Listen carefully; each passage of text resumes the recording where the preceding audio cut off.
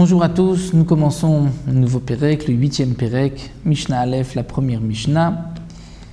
La Mishnah nous rapporte quelques machlokot, discussions entre Beth Shammai et Beth Hillel concernant la Seouda, le repas.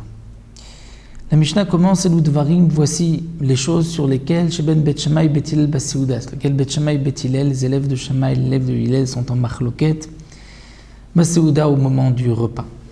Nous avons beaucoup de machlokot dans le chasse entre Beth Shammai et Beth Hillel, mais ici, dans ce Pérec, sont regroupées toutes les machlokot qui sont en rapport avec les repas. Première machloket, c'est concernant le kiddush. Le kiddush du vendredi soir ou de Yom Tov. Donc, nous avons l'habitude de d'abord réciter le vendredi soir un passage de la Torah, Yom HaShiv Vaychulu HaShamayim Ve'Haaretz.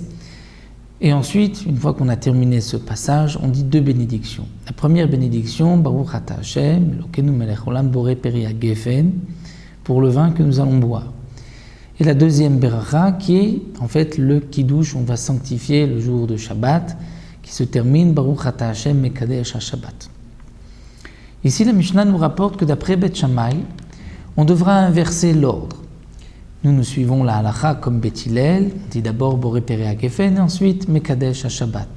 Pour Beth Shammai, on commence par le kiddush, proprement dit, c'est-à-dire la bracha de Mekadesh HaShabbat et ensuite on dira la bracha de Boré Peri Hagefen. Beth Shammai Yomrin Bevarech Halayom, d'abord sur le jour, le kiddush, Mekadesh HaShabbat ou bien Mekadesh Israël Ve'azmanim pour les fêtes, Vachar Kach Mevarech Halayain et ensuite on dira la bracha sur le vin.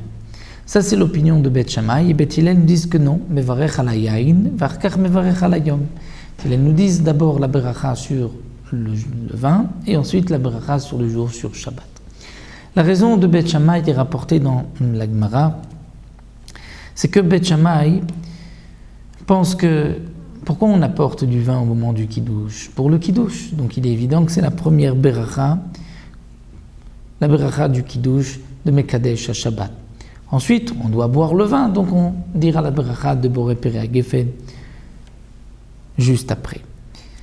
Autre explication qui est rapportée dans la Gemara, d'après Beth Shammai, nous voyons que le Shabbat entre avant le Kiddush. Dès qu'il fait nuit, le Shabbat entre, alors que le Kiddush, on ne le fera que plus tard, à la sortie de la Tfila. Donc de même, on commencera d'abord par Mekadesh HaShabbat et ensuite la bracha sur le vin. Et Beth Hillel donne comme explication qu'on dit le kiddush grâce au vin.